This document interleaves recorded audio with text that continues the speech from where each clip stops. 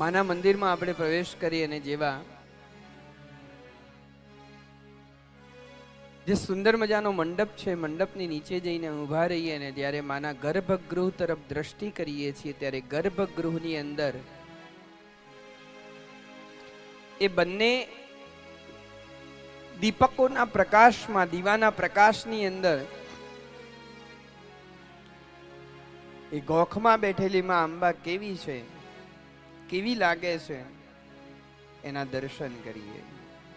ઓમ સર્વ ચૈતન્ય રૂપામ તામાદ્યામ વિદ્યાંચ ધીમહિ બુદ્ધિમ યાન્નઃ પ્રચોદયાત.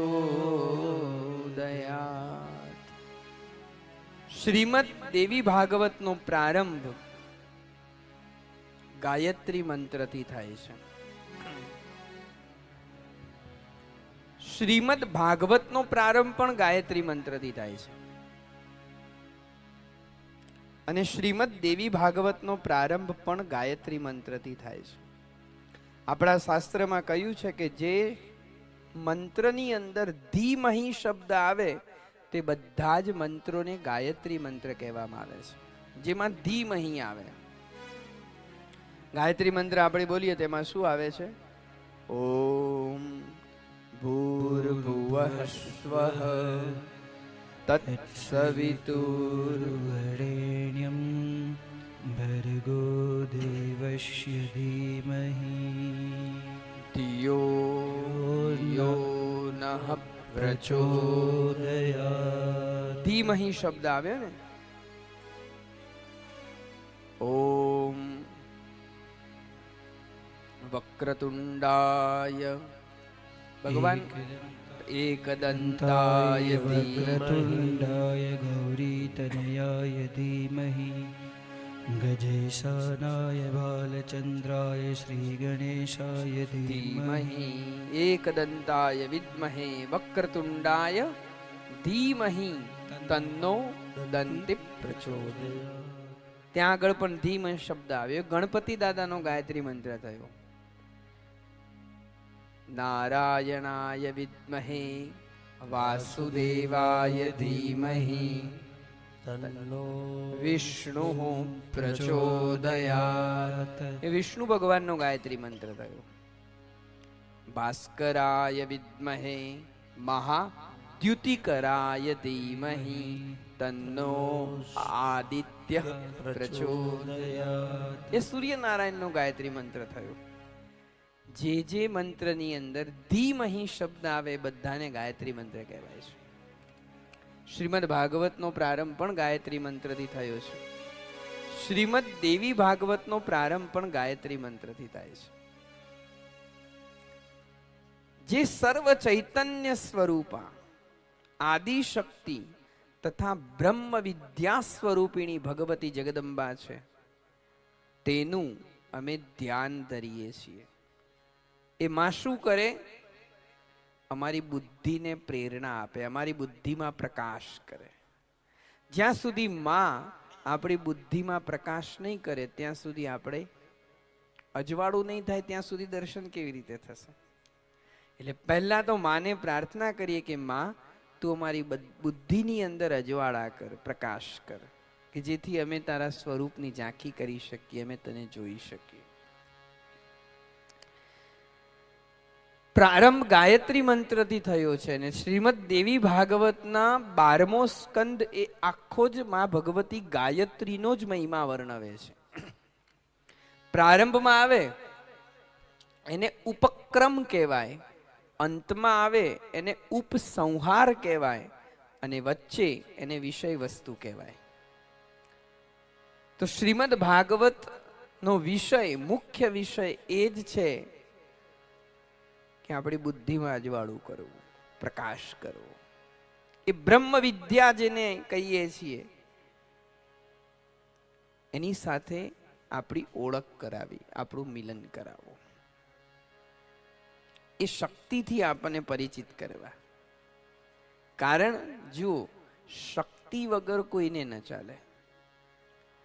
કોઈ માણસ એવું કહી શકે કે હું શિવને નથી માનતો, કોઈ એવું પણ કહેવા વાળો મળે કે હું વિષ્ણુને નથી માનતો, કોઈ એવું પણ કહેવા વાળો મળે કે હું ગણેશને નથી માનતો, અરે કોઈ એવું પણ કહેવા વાળો મળે કે હું ભગવાનને નથી માનતો.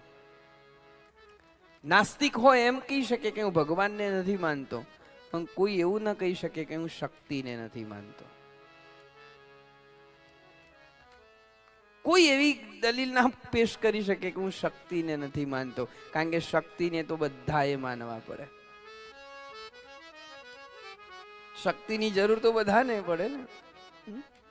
કોઈ માણસ ચાલતા ચાલતા અચાનક જ બીપી લો થઈ ગયું અથવા કોઈ કારણસર પડી ગયું, ચાલતા ચાલતા પડી ગયું,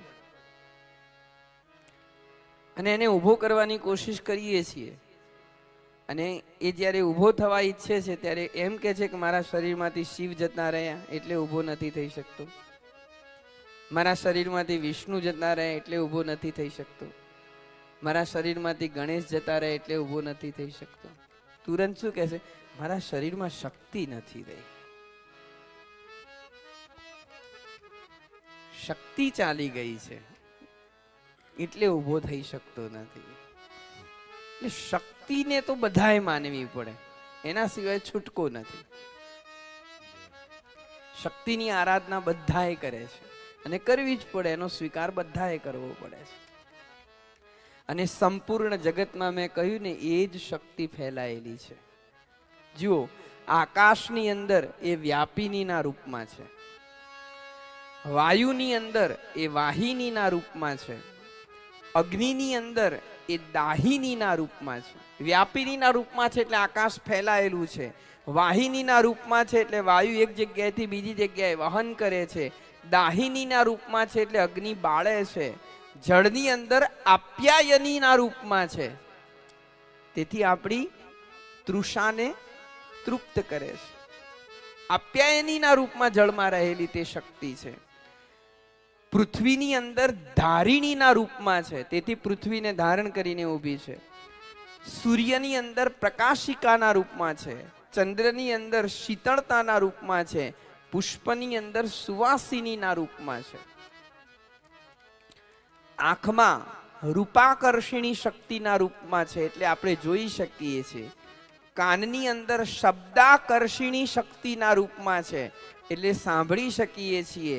નાકની અંદર ગંધાકર્ષિણી શક્તિના રૂપમાં છે એટલે સૂંઘી શકીએ છીએ.